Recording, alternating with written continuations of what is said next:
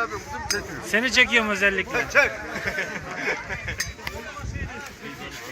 Özellikle seni çekiyorum.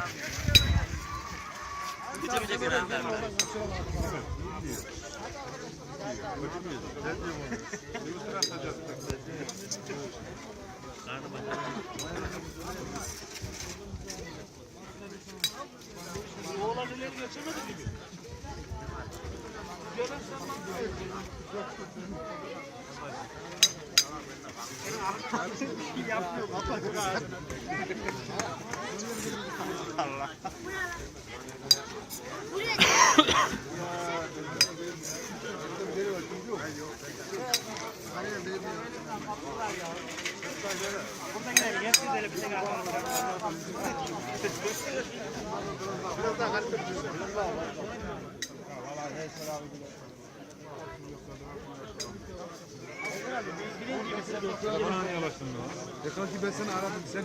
Dede dün met. Geri hemen aradım. Sen tak tak usta. O gereken değil mi? O gereken değil mi? Sen niye geldin ona? Ne lan? Arabasını verin bana abi. Ben duruyorum. Sabahtan beri duruyorum. Ben de var. Bu kadar böyle biri bulalım.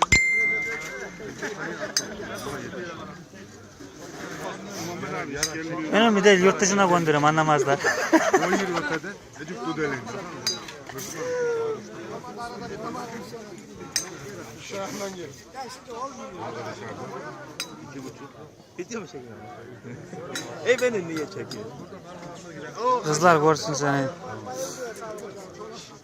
Yoruldum ya bu ne böyle?